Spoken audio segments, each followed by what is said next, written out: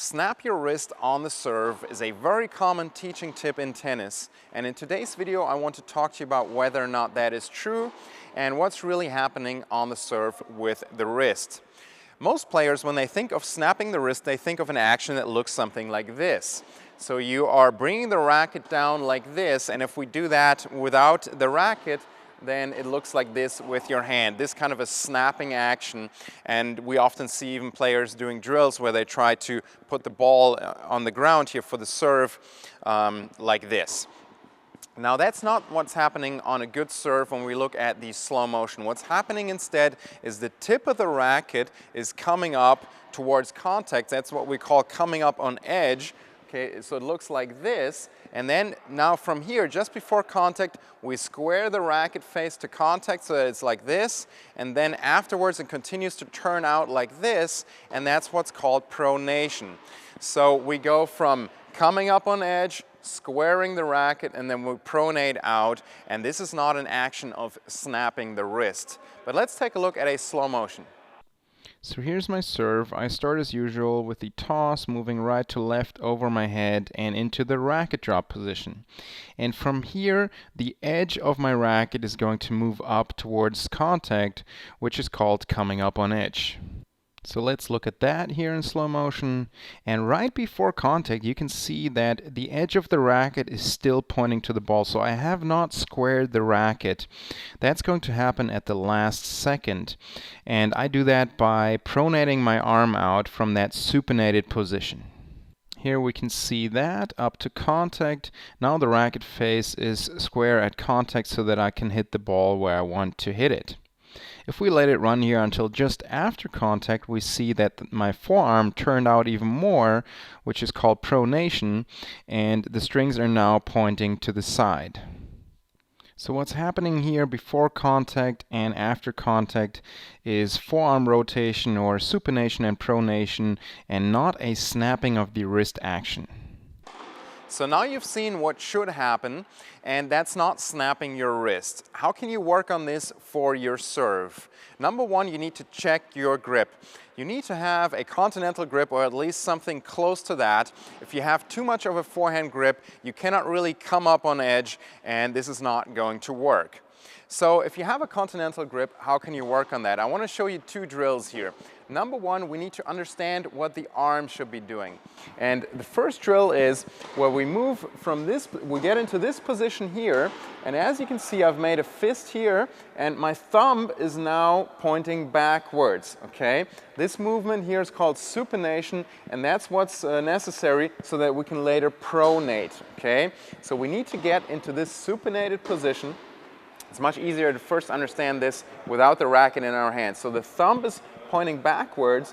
Now I swing up to contact and out, and now the thumb points forward, okay? So we can simulate the entire swing right here, stop here. Thumb is pointing backwards. In this position here, you need to get into this position, and then you turn out, rotate out, and now the thumb points forward, okay? So practice that, thumb back, thumb forward, and again, thumb back, thumb forward, and that will give you an idea of what it feels like to come up on edge and then pronate out. Once you've done that, it's time to take your racket into your hand and start working with the racket, okay? So the first thing I want to do is I want to use the back fence here, and I want you to work on coming up on edge, and what we're actually going to do is we're going to swing, and we're going to swing with the edge against the fence like this. So we are exaggerating. Of course, later when we hit, we need to square the racket to contact so that the ball can go over the net. But because most players come up like this instead of coming up on edge, I want to exaggerate, and I want you to practice swinging here, coming up on edge, and then coming in here and stopping here, okay? That will really help you to work on coming up on edge. So you do some swings like this, and you do that over and over and work on coming up on edge. Okay, once you've done that for a while, we take it a step further, and now we square the racket just like we would when we hit the serve at the last second. Okay, I'm going to do it very slow here the first time. So we are again coming up on edge, and now we square the racket. Okay, and This squaring the racket happens really late on high-level serves, and that's how we generate a lot of the power on the serve. So again, shadow swing, come up on edge, and now square the racket. Okay, and then we can speed that up a little bit. Shadow swing, square the racket, shadow swing, come up on edge, square the racket. Practice that over and over. Next step in the progression will be to do an entire shadow swing. So we're now doing this. We are squaring the racket, and then we continue to turn out and let the racket go like this. So coming up on edge, turn out, and then let the racket go like that. So practice that, and then afterwards you try to hit some serves. Now this is of course not the easiest thing to work on, but it's really worth it. You really need to have a continental grip, come up on edge, and then learn to pronate on your serve, and that's how you can generate a lot of power on it.